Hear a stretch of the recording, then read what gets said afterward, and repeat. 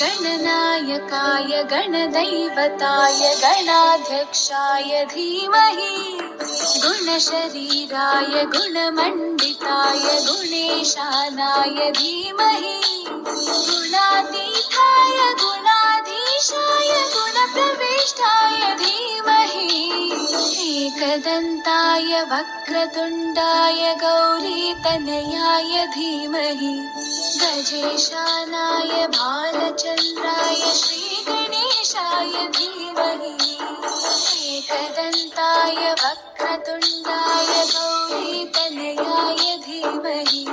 गजेशानाय भालचन्द्राय श्रीगणेशाय धीमहि।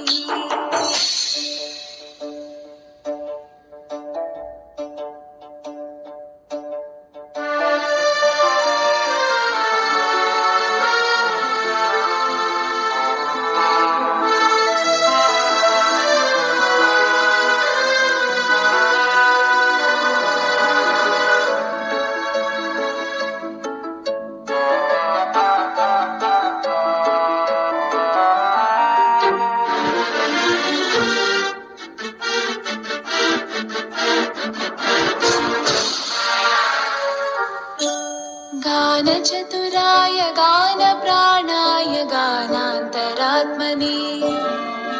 गानोत्सुकाय गानमत्ताय गानोत्सुकमनसे गुरुपूजिताय गुरुदैवताय गुरुपुरस्थायिने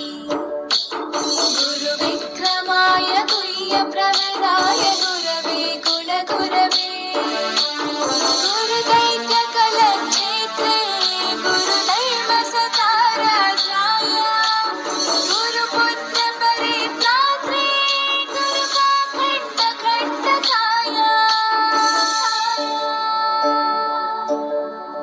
गीतसाराय गीततत्त्वाय गीतगोत्राय धीमहि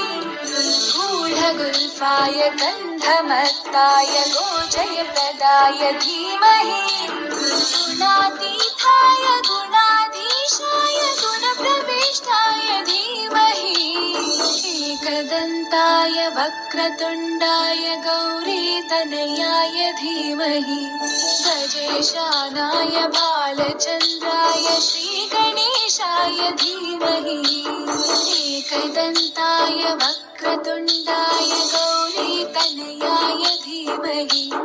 गजेशानाय भालचन्द्राय श्रीगणेशाय धीमहि।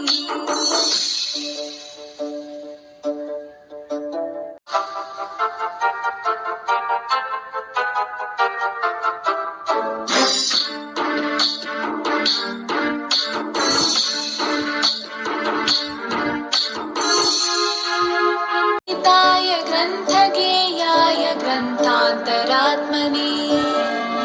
गीतलीनाय गीताश्रयाय गीतवाद्यपटवे गेयचरिताय गायगवराय गन्धर्वप्रियकृपे गायकाधीनविग्रहाय गङ्गाजलप्रणयवते गौरीस्थनन्दनाय गौरीहृदयनन्दनाय गौरभानुसुताय गौरीगणेश्वराय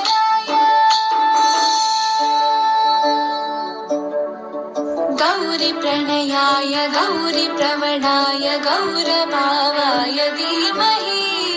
गोसहस्राय गोवर्धनाय गोपगोपाय धीमहि गुणातीताय गुणाधीशाय गुणप्रविष्टाय धीमहि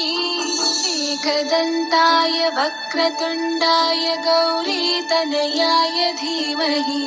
गजेशानाय भालचन्द्राय श्रीगणेशाय धीमहि एकदन्ताय वक्रतुण्डाय गौरीतनयाय धीमहि